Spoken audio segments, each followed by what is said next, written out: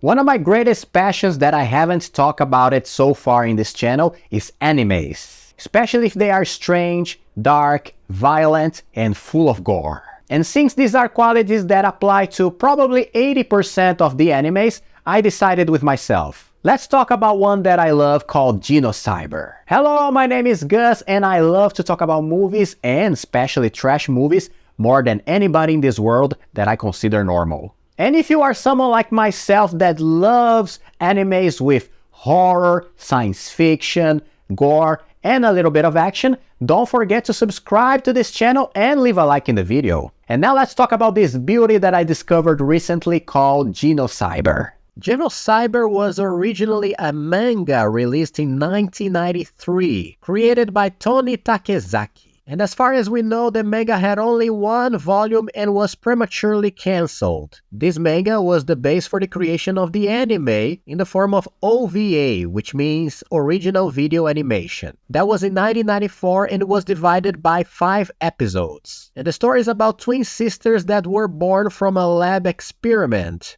in a corporation called Curio. This experiment consists of creating a biological weapon of mass destruction after the fusion of the twin sisters that have psychic powers. Although after a supposed accident that happened in the lab, the twin sisters were separated. Our main character Elaine went to live on the streets, leaving many years on them, and Diana, the other sister, was adopted by a cruel scientist that worked in the lab that exploded, a guy named Kenneth Reed. The main story starts when Kenneth Reed sends Diana in search of Elaine to capture her, leaving a trail of blood and body parts during this pursuit, because the psychic powers from the girls are able to infiltrate the people's minds and bring them horrible, scary visions that torture them, besides destroying them physically too. And this is the basic plot of the first episode, because although there are 4 episodes after that, they are more like 2 big stories that are divided by 2 chapters, which kinda concludes more like a trilogy of stories than 5 stories itself.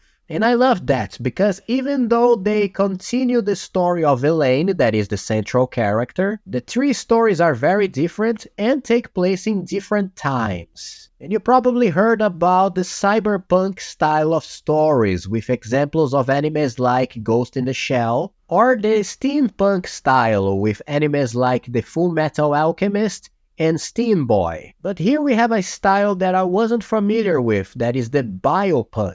And I'm not gonna pretend I am a specialist in this style, but if you look for an explanation in the Google, you will find that it is a sci-fi concept that bases itself in synthetic biology. Which in my conception, it means that is when we have technology mixed with human biology. And even the term biomechanical comes to my mind. That is a term used to describe the xenomorph from the Alien franchise. And here we have this very main idea with some characters having mechanical body parts, plus very absurd and monstrous body transformations. By the way, I'm a huge fan of movies that have body transformations, like The Fly, for example. And here the main character Elaine has this transformation because when her power gets combined with her sister's Diana, she transforms into this robotic creature with wings, a kind of a mech suit with biomechanical parts. And summarizing the story, in the first episode you have the confrontation between these 2 sisters and the catastrophic consequences of their fight, because without giving too much spoilers, this anime doesn't go easy on the apocalyptic mass destruction.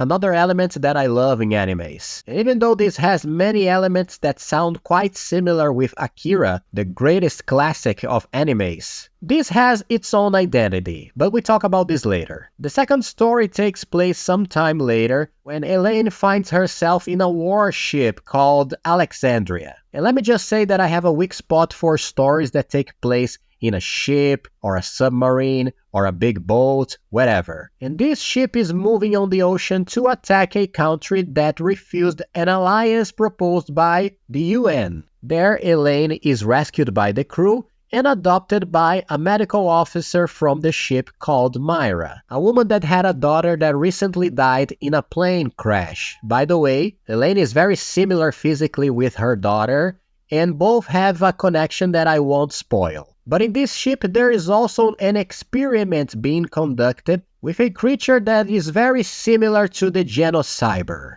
A creature being built as a weapon of war. And with Elaine's presence in the ship, this experiment loses control and starts to kill everybody in the crew, and now only Elaine and her Genocyber will be able to stop it. And the third story takes place 100 years in the future.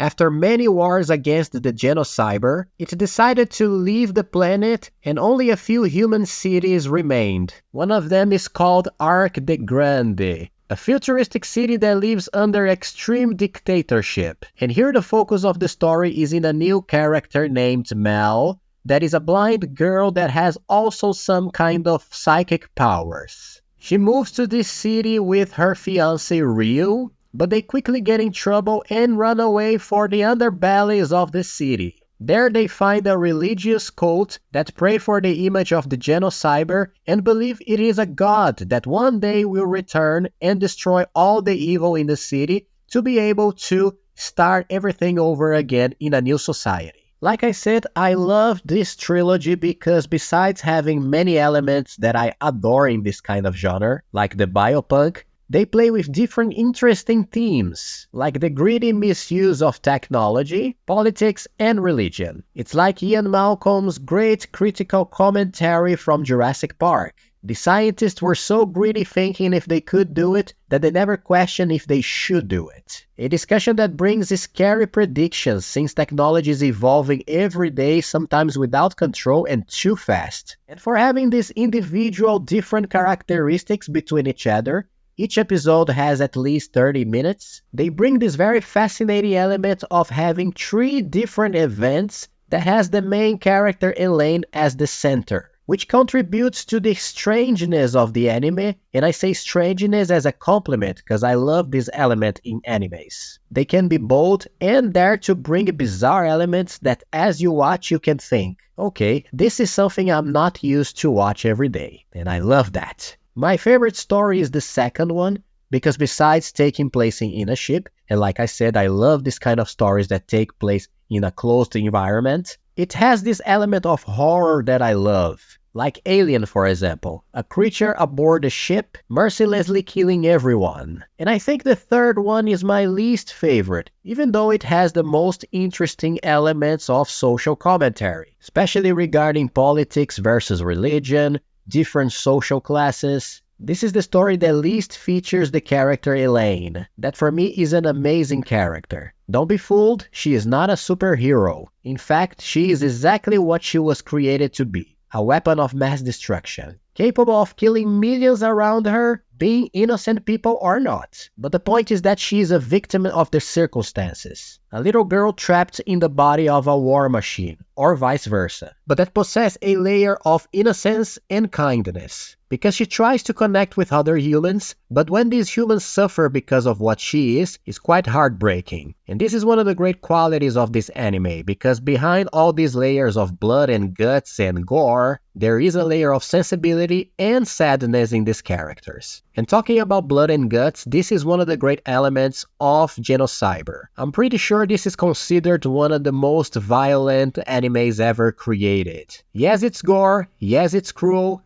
blood gushes everywhere, and there are many scattered body parts. But I love it. Don't let this be a factor that gets in the way of the story, because many animes follow this formula, with blood and guts, body horror, heads exploding. But as I said with trash horror movies, with this element being in the right context, it's wonderful. And here it works for all this mixture of genres, and it is an apocalyptical anime, so it's gonna have many deaths. But of course, as anything else, this anime also has some flaws. The animation is quite fantastical, especially if you put in the context of the 90s, with great visuals and etc.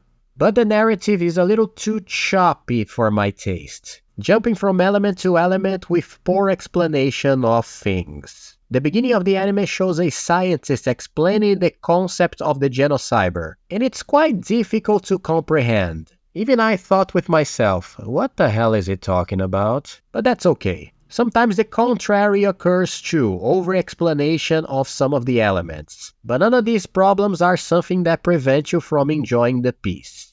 Anyway, Genocyber was an experience that I loved because of the mixture of elements like the strangeness of animes with some other familiar elements like sci-fi, horror, and gore. Anyway, I'm pretty sure that you can find the full anime of Genocyber here on YouTube, at least in my language, that is Portuguese. In Brazil, you can find it. And one thing that I wanted to mention is that I watched a version that has some cuts that I can clearly notice. So maybe this choppy edit and some things about the plot that are not so fully explained might be consequence of this version that I watched. And if you liked this suggestion or have watched Genocyber, please comment below, tell me what's your opinion about it. Or if you have any suggestion of other animes that have the same vibe of Genocyber, please comment below as well. Again, don't forget to subscribe so I can bring more beautiful and pure trashiness to our lives. And don't forget to check the link of my ebook on Amazon right now, The Angel of Fire and Steel.